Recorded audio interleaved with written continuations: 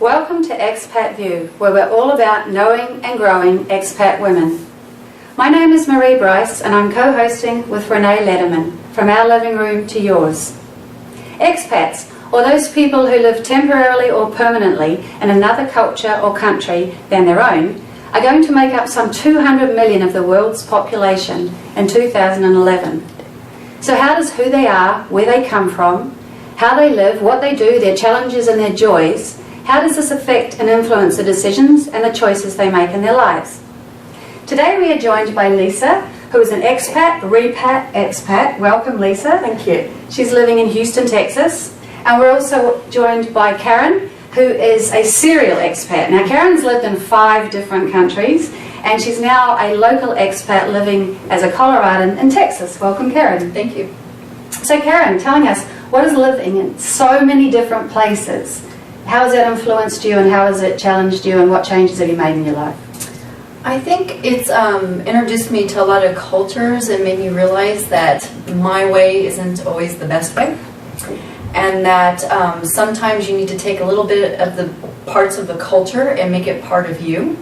For instance, in Oman, I learned that history, socialization, and community are really important to making you feel like you're part of something, like you're part of the community, and also to well-being. I think in the UK, I learned that a cup of tea and a really good friend can make the day so much better, but you have to make time for that cup of tea and for that friend. In Malaysia, I think I learned that you can always change, that you can always make things different. Things can always move ahead. And then in Indonesia, I learned that patience is a virtue. And that no matter how stressed you get in a situation, no matter how difficult things are, if you're just patient, things will always work out. And these things combined together have made me a better person. Absolutely. I'm sure they have. So what major challenges did you face during these times, and how did you try and address those? I think the biggest challenges I had was to realize that no one was going to be my guide to the new place. No one was going to make new friends for me. No one was going to ease me into the new community.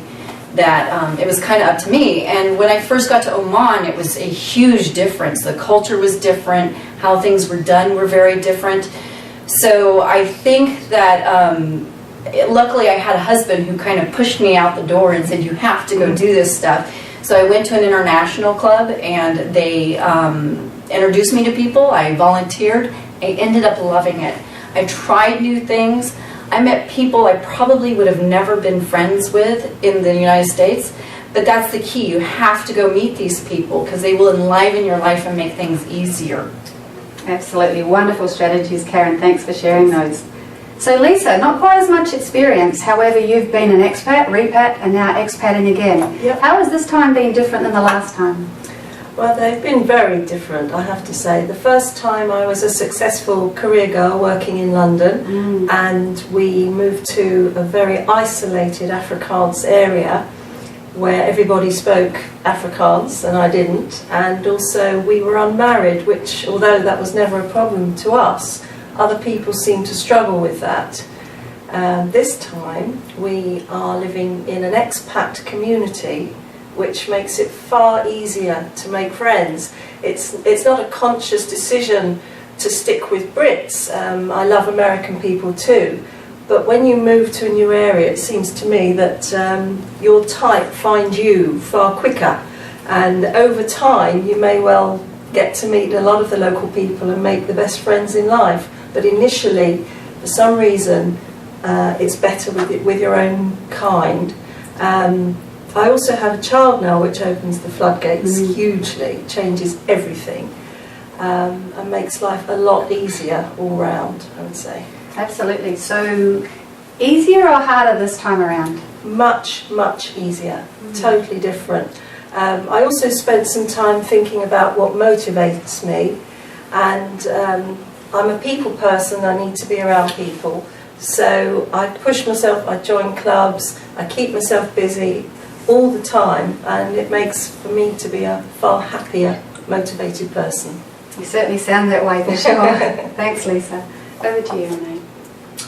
Karen, knowing what you know about the expat lifestyle, if you could choose all over, would you choose to be an expat again?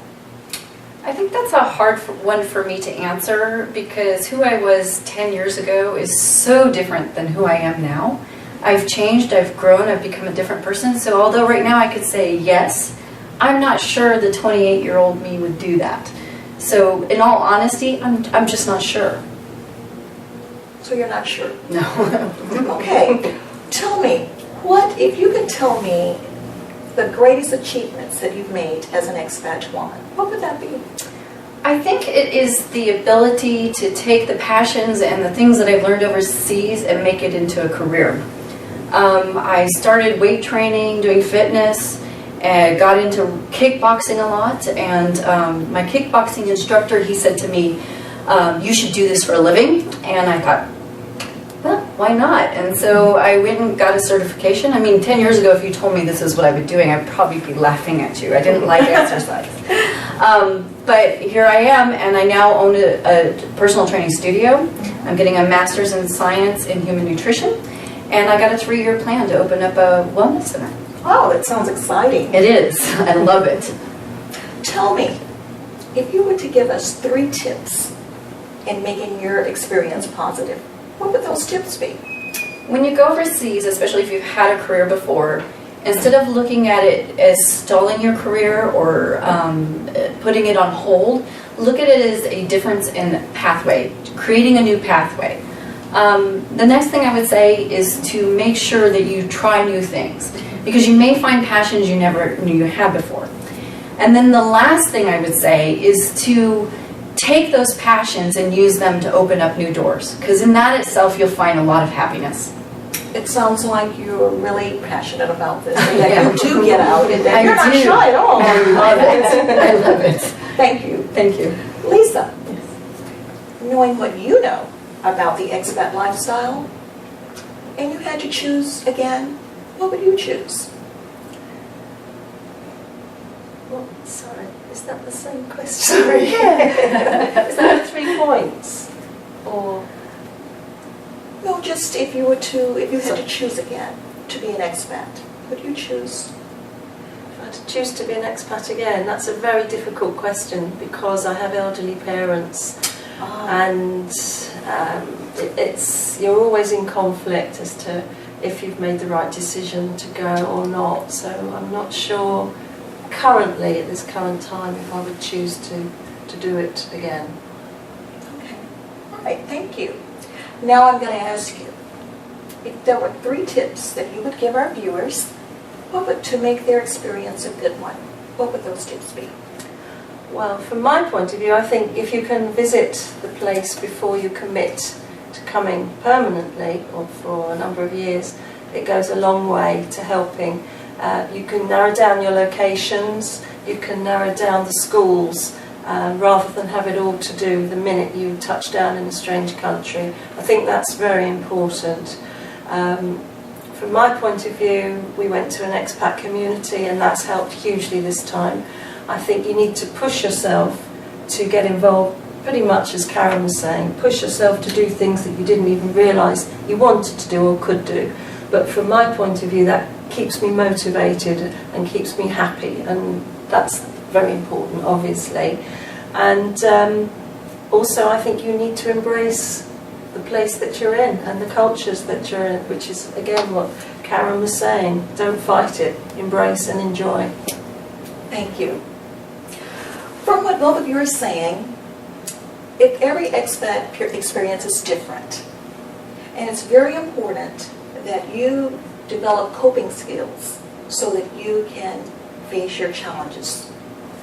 I'd like to thank both of you again today for joining us, and if you'd like to find more information about our guest today, or if you'd like to help us support our global sisters at Kiva, go to the Expat View. And I'd also like to invite you to go to Facebook page and tell me what your flavor expat ice cream is and what that flavor tells us about you. Next week we're going to be talking to Joanne and Apple, And I want to thank you again for joining us from our living room to yours. So what's your favourite ice cream? Strawberry. Strawberry? Pistachio. Pistachio. Chocolate mint. Chocolate mint. Mine's rum and raisin. So the rum is the sailor in me that rages around the world and tries to find wonderful things to do, but there's little sweet spots in there too that I like to nurture. And I chose strawberry because strawberry ice cream and strawberries are sweet, and I think I'm sweet. Yeah. I think pistachio because I'm nutty. I'm a little bit sweet and a lot of salt. I'd say chocolate mint because I'm a chocoholic and I like a little bit of contrast with the mint.